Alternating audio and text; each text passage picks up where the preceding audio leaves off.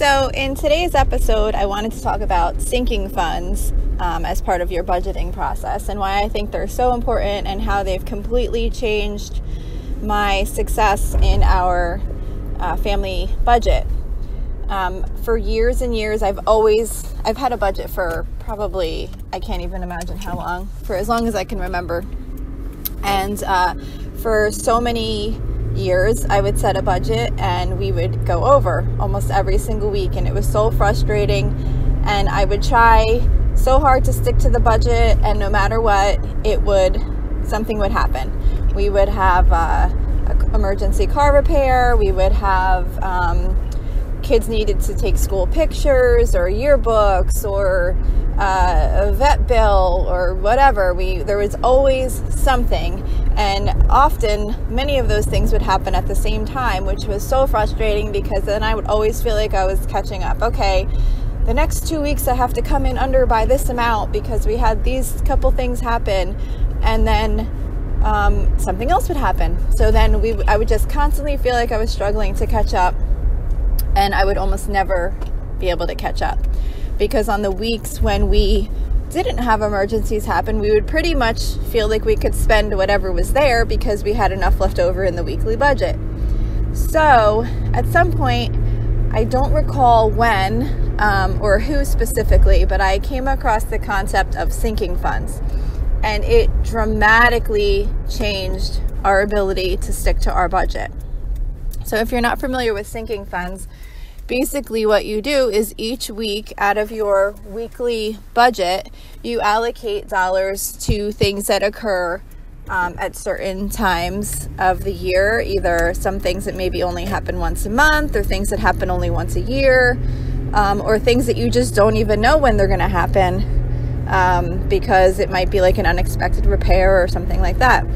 So what I did is I started keeping track of when all these different things were occurring, not when, but what they were. What are all these things that would cause us to blow our budget? The kids having to go to a birthday party and buying a gift for someone, the kids wanting to go out with friends and going maybe to a movie, or ordering out one night because it was busy. Just anything, my Amazon Prime subscription renewing, wanting to go get a pedicure, anything like that that's not part of your normal weekly spending. So I started looking at all of those things and started figuring out approximately how much per year those items cost.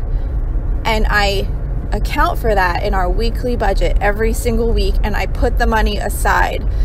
Some people put the money aside in an actual separate savings account and pull the money out as they need it out of that account and put it back into their checking. I just keep it in my checking, but I have it segregated specifically for those items, and I have them all detailed out on a spreadsheet. It can work either way. I'm super disciplined and I won't touch that money for anything other than what it was put aside for, unless I've specifically chosen that there was a reason that I wanted to spend it on something else rather than what I was saving it for. And that would usually be in the case of more like an optional type thing. Say I was saving up for, I don't know, a certain event, and then we decided that event we weren't going to do that, so I'm going to use the money for something else. But otherwise, I don't touch it if it's saved for like car expense, or we have a spare vehicle that we don't need to put gas in all the time, but occasionally we do, and it's kind of expensive to fill. So for example, I put aside money for gas for that vehicle. That way, whenever we do need to fill it, it doesn't impact the budget for that week. There's already money set aside for it.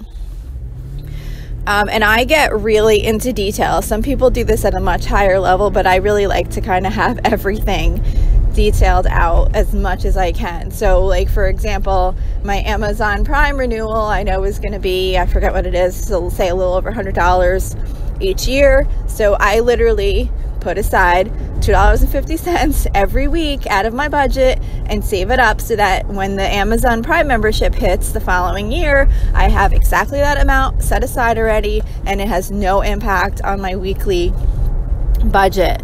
I also do this with things like I love Bath and Body Works. hand soaps and lotions, but I do not buy them at full price ever.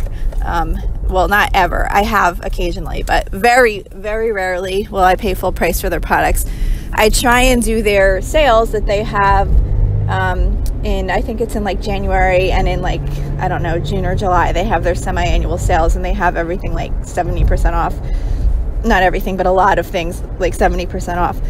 So what I do is every week I put $4 aside out of my budget, and it's saved for those semi-annual sales. So $4 a week, it doesn't sound like much, but after 6 months of saving for the next semi-annual sale, I have like $100.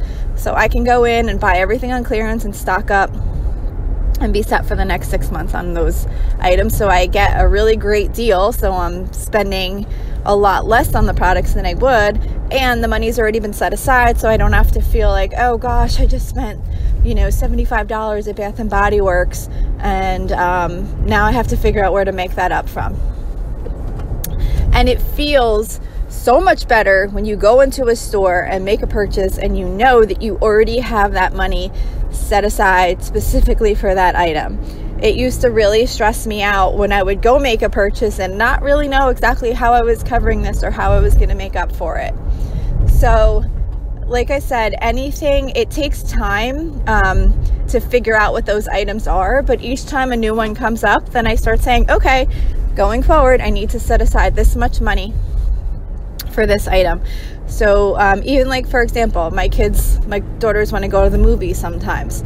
So it's expensive to go to the movies. We do the matinee, so we save money there, and we go buy our snacks at Target before we go to the movie theater.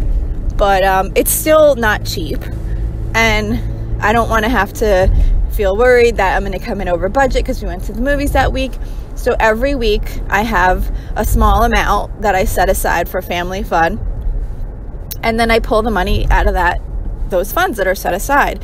So when we do go to the movies, I don't have to stress like, oh, I have to spend this much money to go to the movies, and now we're going to come in over budget for the week because these other things happened. It's already there, and it just feels really great to go and spend that money and know that it was already set aside, and it's not going to have any impact negatively on your budget.